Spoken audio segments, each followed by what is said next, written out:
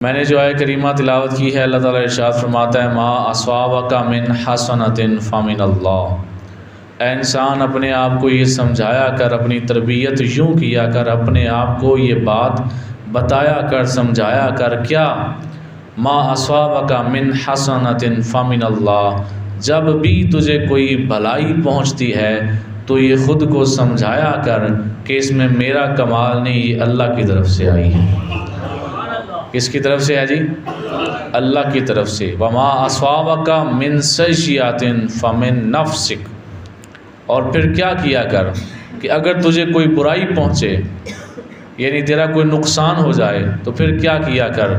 क्या उसके बारे में भी ये कह कि ये अल्लाह की तरफ से आई है? नहीं, फरमाया फमिन नफ्सिक। फिर अपने आप को ये समझा कि ये तेरी अपनी वजह से है, तेरे अपने नफ्स की वजह से है, यानी तूने गुनाह कोई ऐसा किया है जिसकी वजह से ये नहूसत या ये नुकसान तेरा हुआ है। आज लोग अपने गिरबान में झांकते नहीं, अपने गुनाहों पे नज़र करते नहीं, और अल्लाह ताला की बनाई हुई चीज़ों के लिहाज से बदगुमानियाँ करने लग जाते हैं कि ये चीज़ इस वजह से मेरा नुकसान हुआ है, फ़लाँ काम चूँकि मैंने किया था इसलिए मेरा नुकसान हो गया है। कोई कहता है मैंने सफ़र के महीने में काम किया था इसलिए नुकसान हो गया। कोई कहता है कि मेरे घर के ऊपर उल्लू बैठा हुआ था इसलिए नुकसान हो गया।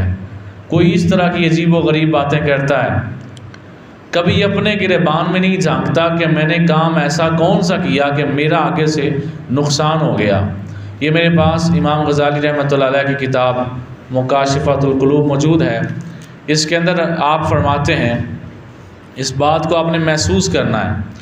आप फरमाते हैं कि एक बंदा ज़ुबान से इस्तिग़फ़ार करता है, क्या करता है? इस्तिग़फ़ार करता है। दिन में 100 मरतबा अल्लाह की तस्बीह करता है, यानी अस्तग़फ़िरुल्लाह भी पढ़ता है तो अल्लाह की तस्बीह भी 100 बारी करता है। काम चंगा करता ना पे, अब बोलो तो सही, काम चंगा कर रहे हैं ना, लेकिन फिर क्या करता है? आप कहते हैं फिर वो मुसलमानों की ग़ीबत करता है, मुसलमानों की इज़्ज़तें पामाल करता है, सारा दिन अनगिनत बातें ऐसी करता है कि उन बातों से अल्लाह नाराज़ होता है। लेकिन मसला ये है, इमाम गज़ाली फरमाते हैं, मसला ये है कि उसकी निगाह में वो जो 100 तस्बीहात उसने पढ़ी थी ना, वो गर्दिश करती रहती हैं कि मैं बड़ा नेक बंदा, मैं 100 तस्बीहां पढ़ी हैं। आप फरमाते हैं कि जो उसने इस्तिग़फ़ार पढ़ा 100 बार और जो 100 बार उसने तस्बीह पढ़ी, उसके ज़हन में यही घूमता रहता है कि मैंने इस्तिग़फ़ार भी पढ़ा है और मैंने तस्बीह भी पढ़ी है। लेकिन इसके बरअक्स उसने उसी दिन के अंदर बेशुमार बातें ऐसी कर दी जिनसे अल्लाह नाराज़ होता है, जो अल्लाह ताला की नाराज़गी को दावा देने वाली बातें थीं, और सारे दिन की जो लग़वियात, जो फालतू काम थे, उनकी तरफ उसका ज़हन नहीं जाता। तो आप पता क्या फरमाते हैं?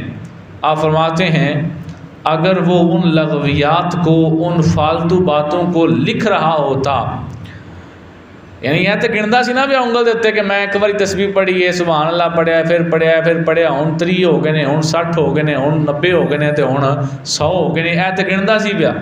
फिर वो इस्तिग़फ़ार पढ़ रहा सी तो ये भी गिन रहा सी कि मैं एक बार अस्तग़फ़िरुल्लाह पढ़िया, फिर पढ़िया, हुण 50 हो गए ने, हुण 100 हो गए ने, ऐ तो गिन रहा सी।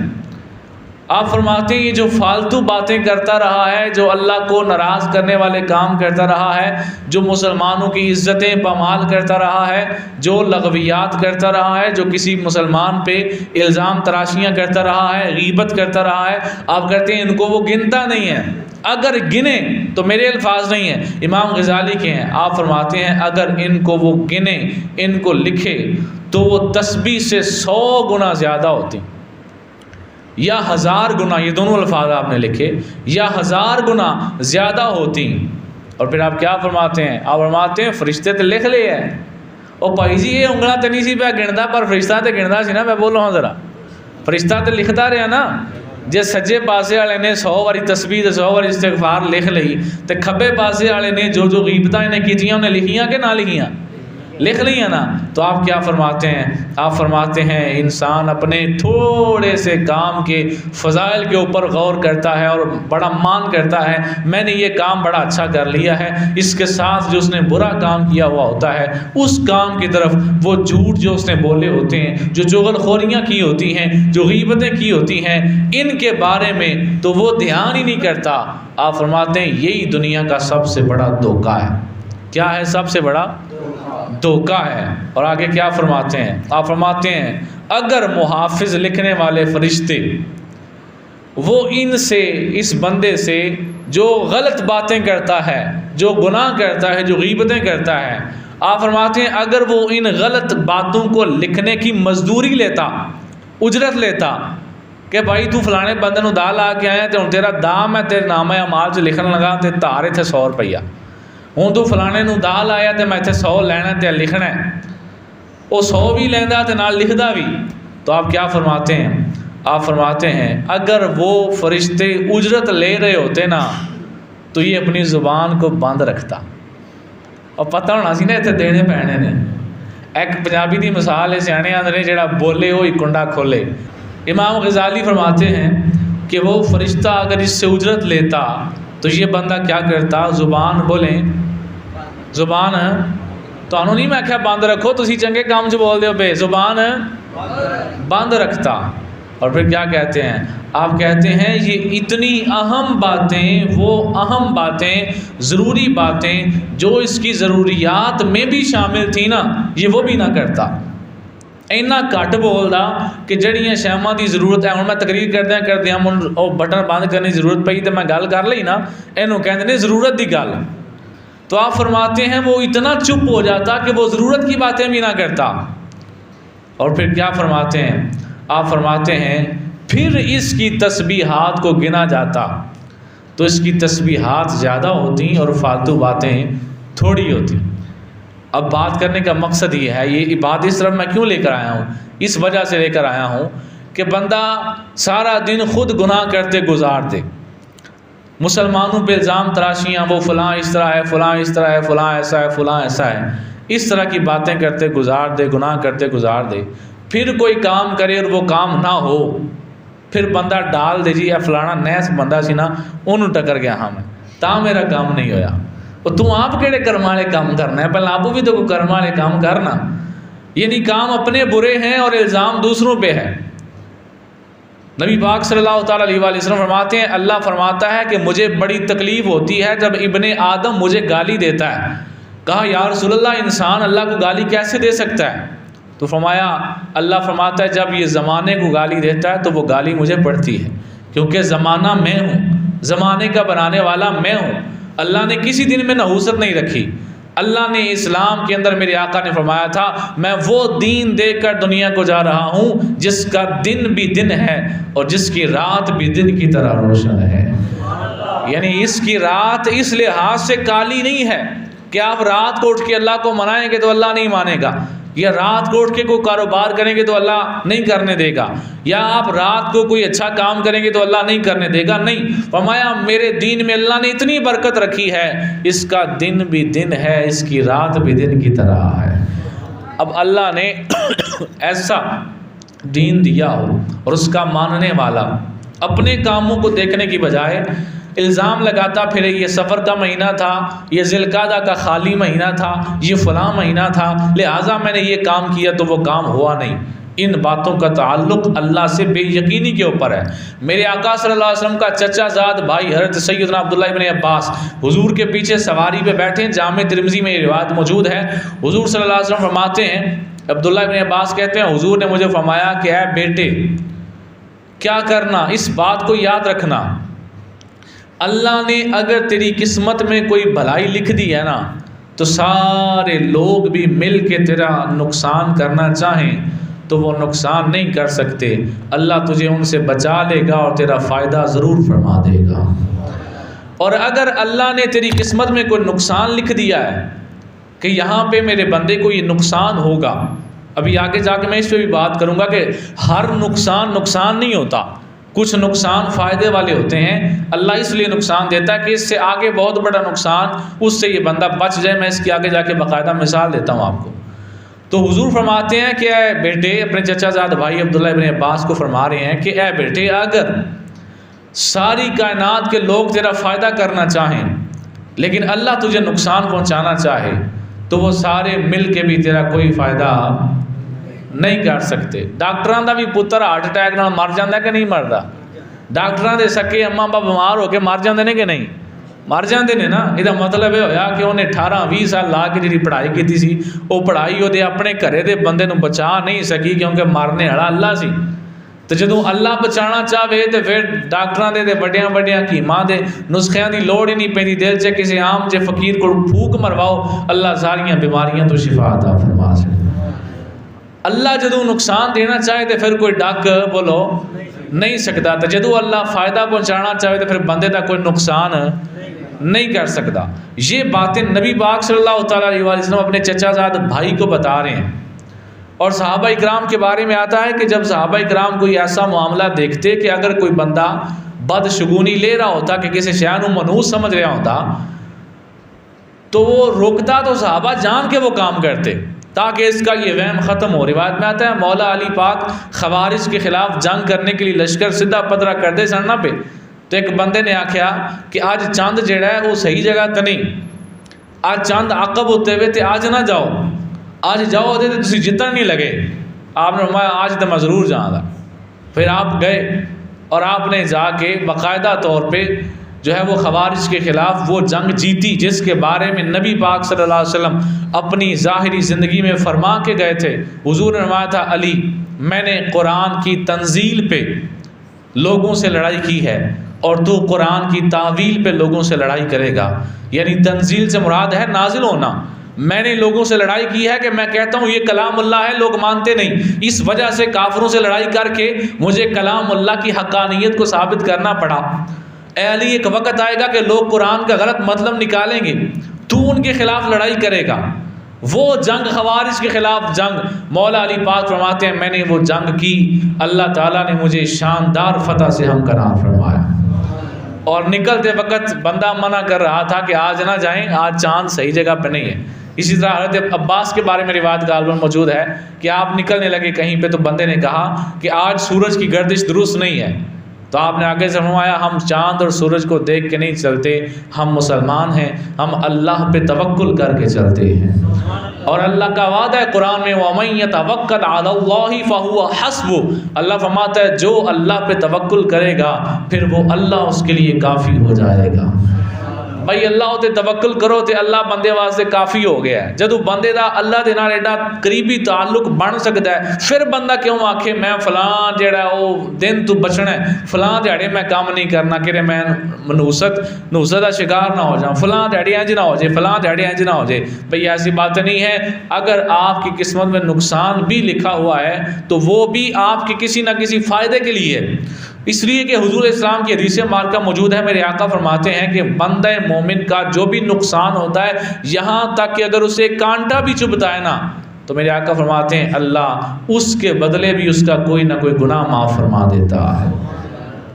अच्छा, मैं अभी थोड़ी देर पहले कह रहा था कि मैं आगे जाके आपको बताता हूँ कि नुकसान में भी कभी कभी बड़ा फ़ायदा होता है।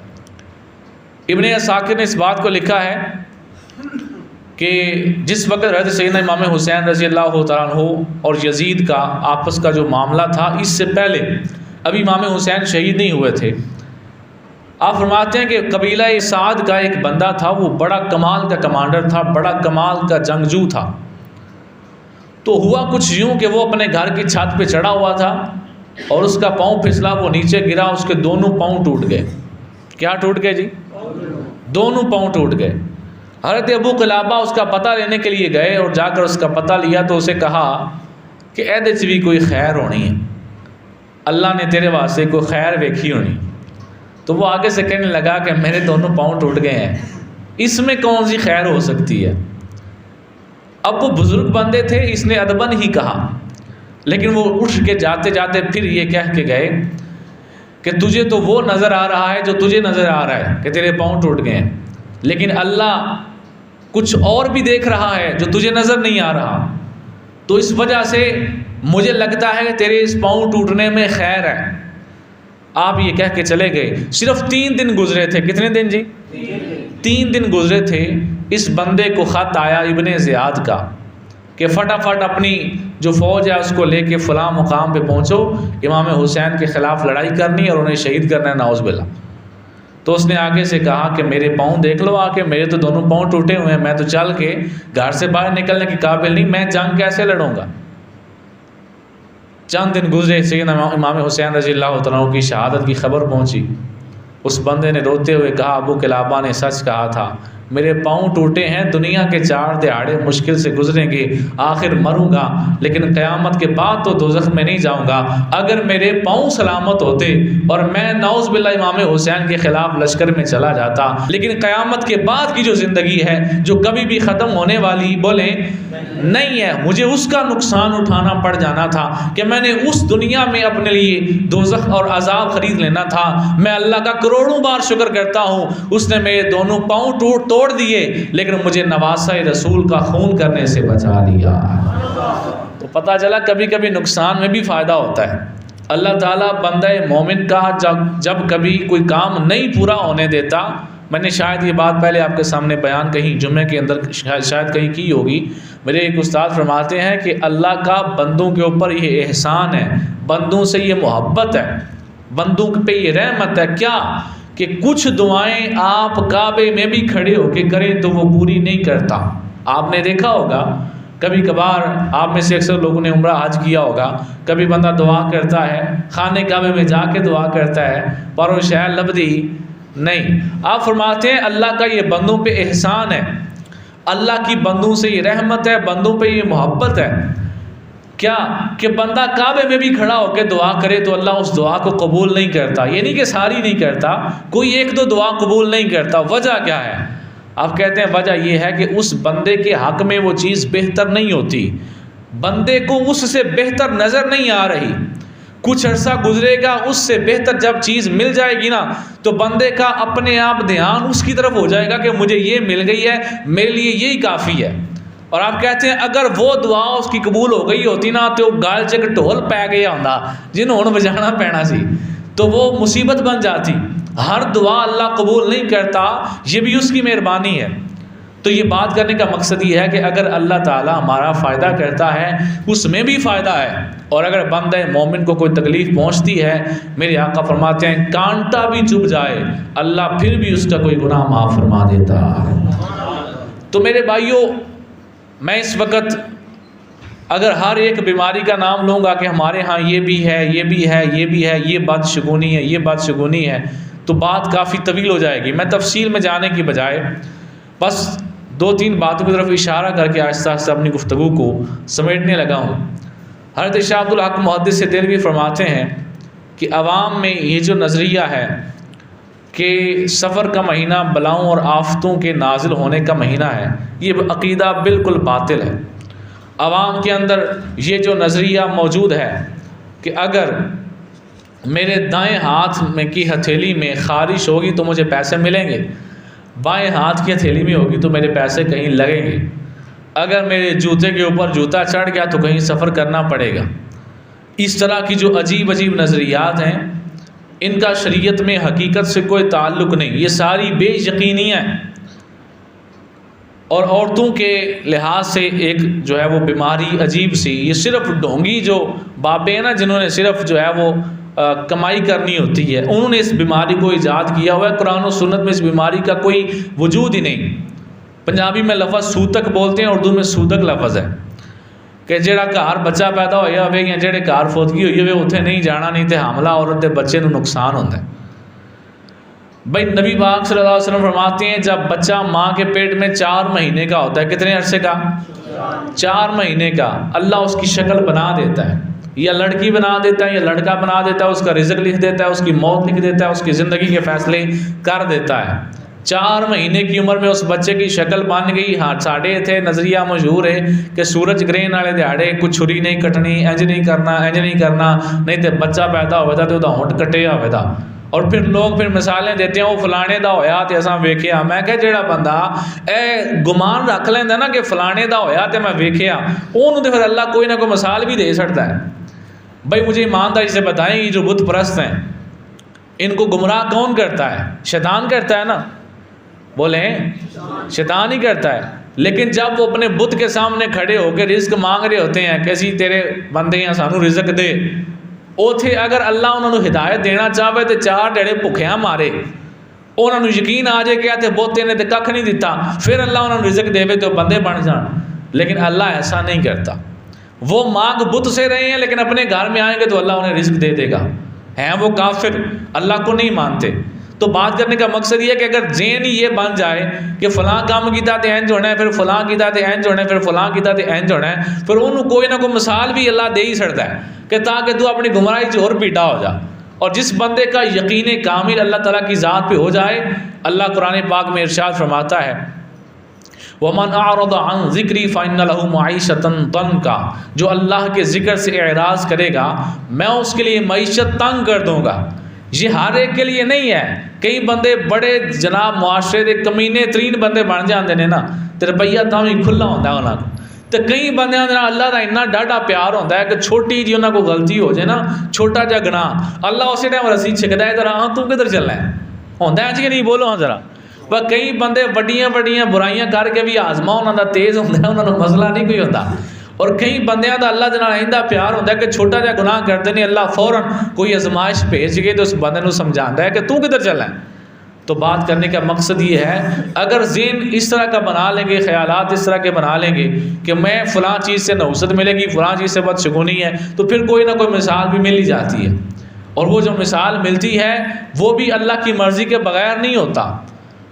आज जो जाली पीर होते हैं ना, उनके पास आप जाएं और जाकर कहें फ़लाँ काम रुका हुआ इतने अरसे से नहीं हो रहा, तो वो आगे से पता क्या कहते हैं, वो कहते हैं तेरे ते बंदिश है, फलां बंदे की तरफों बंदिश है। मिसाल के तौर पर तुम आख्या ना बच्चा नहीं पिया होता, वो कहता फलां बंदे की तरफों बंदिश है तां बच्चा नहीं पिया होता। ये बंदिश का मतलब पता है क्या, कि अल्लाह तुझे औलाद देना चाहता है, फलाने बंदे ब्रेक लाई। यार दसो कोई गल अकल जो पैंदी है। अल्लाह थोड़ी देर पहले तुम की हदीस सुनी है कि अगर अल्लाह किसी का भला करना चाहे तो सारी दुनिया डकना चाहे तो डक नहीं सकती। तो जो जैली पीर होंदा है वो कहता है अल्लाह तेनू औलाद देना चाहता है, फलाने तेरे रिश्तेदार ने बंदिश की है। हूँ बंदा परेशान हो जाता है, फिर उन्हें हल की है, आंदा 2000 मैनू फड़ा तो बंदिश ठीक हो जाएगी। इंजी गल है कि नहीं, बोलो हाँ ज़रा। इसका मतलब है ये सिर्फ उनका एक दुकानदारी का जरिया है कि 2000-4000 पकड़ा और बंदिश ठीक हो गई। उससे पहले अल्लाह देना चाह रहा था और इस बंदे ने ब्रेक लगाई हुई थी। लिहाजा इन बातों का हकीकत से कोई ताल्लुक नहीं है। नहूसत अगर है ना किसी चीज़ की तो वो गुनाहों की नहूसत है। किसकी है जी? गुनाहों। अल्लाह आंदा है मैं हर बंदे के गले जो किस्मत लटका छड़ी। उन्होंने चंगे काम करने ने तो सीधे पासे टुरे दा ते काम सीधे होंदे जान दे, तो पुठे पासे टुरे दा ते फिर अपने आप अपना नुकसान बोलो करता जाएगा। आखिर में मैं एक वाकया तुहानूं सुना के अपनी गुफ्तगू मुकान लगा ताकि थोड़ी जी गल सौखी भी हो जाए। गल है होंदी छिपी के बंदे दे गुनाह होंदे ने जिहड़े नहुसत लिआउंदे ने। कोई बंदा नैस नहीं होंदा, कोई महीना नैस नहीं होंदा, कोई जगह मुकाम कोई वेला ऐ नैस नहीं होंदा। बंदे दे गुनाह होंदे ने जिहड़े नैस उस बंदे वास्ते बन जाते हैं। उन्होंने गुनाहों की वजह तो बंदे के काम सीधे नहीं होते। हिकायत है, बुजुर्गों ने लिखा है कि एक तोता अपने बच्चों के साथ हवा में उड़ रहा था। उड़ते उड़ते काफ़ी दूर निकल गया, एक नए शहर में गया। वहाँ पे उसने देखा कि दरख्त भी जले हुए हैं, मकान भी जले हुए हैं, हर शय जली हुई है। तो वो उस इलाके को अजीब समझते हुए नीचे उतरा। तो तोते के बच्चे पूछते हैं कि ये हर शय जली क्यों हुई है, हर दरख्त मकान हर शय जली हुई है। तोते ने इर्द गिर्द देखा तो उसे एक उल्लू बैठा नज़र आया। क्या नज़र आया? उल्लू। उसने कहा ये जो उल्लू है ना, इसकी वजह से हर शय जल गई है। उल्लू नैस होंदा है। वो मां दे नाल तो तुसां निक्के होंदे सुनिया सी कि नहीं? सुनिया सी ना कि उल्लू का बहना नैस होंदा है। बुखारी शरीफ में हदीस है सरकार ने उल्लू नैस नहीं है। तो उसने कहा कि उल्लू की वजह से ये सारा शहर जल गया। हिकायत है ना, सबक समझाने के लिए। तो उल्लू ने सुन लिया लेकिन वो चुप रहा, उसने कुछ भी नहीं बोला। वो कुछ देर घूमते फिरते रहे। फिर उल्लू उनके पास आया, कहने लगा कि आप किसी दूर के शहर से आए हैं, आप एक काम करें कि आज रात मेज़बानी का शरफ़ मुझे दें, दाना वगैरह मेरे पास है, आज रात मेरे पास रहें, सुबह उठ के चले जाएगा। उन्होंने कहा ठीक है। उल्लू के पास गए, रात गुजारी, दाना वगैरह चुगा। जब सुबह उठ के जाने लगे ना तो उल्लू ने तोते के बच्चे पकड़ लिए। क्या पकड़ लिए? बच्चे पकड़ लिए। मैं तू जा, बच्चे मैं रखने। मैं क्यों? उल्लू कहता है ये बच्चे मेरे हैं। तो तोता हंस के कहता है जाओ जाके जिससे मर्जी पूछो, शक्ल बता रही है कि ये तोते के बच्चे हैं। उल्लू और तोते की शक्ल में अच्छा खासा फ़र्क होता है। उसने कहा शक्ल बता रही है कि ये मेरे बच्चे हैं। कहा उल्लू ने कहा तुझे इतना मान है ना तो आ काजी के पास चलते हैं, फैसला करवाते हैं। तो काजी के पास चले गए, उस शहर में जो अदालत थी वहाँ पे चले गए। हिकायत है, ये बात ज़हन में रखनी है, आगे जाके आखिर में सबक पता चलेगा मकसद क्या है सारी बात का। तो बुजुर्ग फरमाते हैं जब काजी के पास गए तो जाकर शक्ल से पता चल रहा था कि ये तोते के बच्चे हैं और ये तोता है और ये उल्लू है, इसका इन बच्चों के साथ कोई लेना देना नहीं है। काजी ने कहा बताओ जी बच्चे किसके हैं। तोते ने सीधी जी सादी जी गल की थी कि भाई जी बच्चे मेरे ने, तुसी शक्लां वेख लो। गल मुक गई। उन्होंने उल्लू ने आख्या हाँ भाई तू दस। उल्लू ने फिर बोलना शुरू किया तो फिर बोलता ही रहा, चंगा भला रोब दे नाल बोलिया जिवें अजकल मीर बंदा बोलता है थाम मोल देनी है कि उंज ही खो लवीए, ऐस अंदाज जरा वो बोलिया ना जिस टाइम 2-4 मिनट उन्हें लाए, चंगा रोब नाल बोलिया। तो क्या हुआ कि उस उल्लू का काजी पे रोब पड़ गया। काजी साहब डर गए, मीर बंदा सी ना, काजी साहब डर गए। उसने कहा ठीक है जी ये तुम्हारे बच्चे हैं, तुम ले जाओ। फैसला हो गया जी, बच्चे किसके बन गए? उल्लू के। काजी ने फैसला किया बच्चे उल्लू के हैं। अदालत से बाहर निकले, तोता रो के वापस जाने लगा। उल्लू ने कहा इधर आओ, किधर जा रहे हो? कहा जाने लगा वापस अपने शहर। उसने कहा ये अपने बच्चे साथ लेके जाओ। तो उसने कहा अगर तूने मुझे देने थे तो इतना जो है वो मुश्किल में क्यों डाला मुझे? अदालत में तो काजी ने तेरे हक में फैसला कर दिया है, अब तो काजी कहता है तेरे हैं, अब तो मुझे वापस कर रहा है। उल्लू ने कहा नहीं नहीं बच्चे तेरे ही हैं, मैंने तुझे ये बताना था शहर कभी उल्लुओं के बोलने की वजह से तबाह नहीं होते, जहाँ ऐसी अदालतें होती हैं वो शहर तबाह हो जाते हैं। कि काजी ने फैसला मेरे रोब तो कीता है, मेरे डर तो फैसला कीता है, तो जिसे अदालतां इंज दियां होण फिर उत्थे शहर तबाही होने ने। ये नहूसत है असल में, इंसाफ की फराहमी ना होना, गुनाहों का बहुत ज़्यादा बढ़ जाना, ये सारी बातें नहूसत वाली होती हैं। अल्लाह ने इस्लाम में कोई नहूसत नहीं रखी। आखिरी बात करके अपनी गुफ्तगू ख़त्म कर रहा हूँ। आज के बाद कोई बंदा आपके सामने कहे मंगल वाले दिहाड़े काम शुरू नहीं करना, सफ़र दे विच विआह नहीं करना, ए फलाना काम इंज नहीं करना, इंज नहीं करना, इंज इत्थों इंज इत्थों इंज, उन्हें सीधी जी सादी जी गल करनी कि मेरे पाक नबी ने वाज़े फरमाया सी कि मैं लोगों आइंदा दीन छड़ के चलना जिदा दिन भी दिन है ते जिदी रात भी दिन की तरह रोशन है। तो इस दीन दे विच कोई थोड़ अल्लाह ने बोलो नहीं रखी। अल्लाह ताला की बारगाह में दुआ है अल्लाह ताला हमें ये जो गलत किस्म के नज़रियात जो इस्लाम के मुतसादिम और इस्लाम के ख़िलाफ़ हैं, अल्लाह ताला इनसे बचने की तौफीक अता फ़रमाए। और नबी पाक अलैहिस्सलाम ने फरमाया था कि बदशगुनी शिरक है और बदशगुनी का जो कफ़ारा है उलट है वो अल्लाह की ज़ात पर तवक्कुल है। अल्लाह ताला हमें अल्लाह की ज़ात पर हमेशा तवक्कुल करने की तौफीक नसीब फरमाए।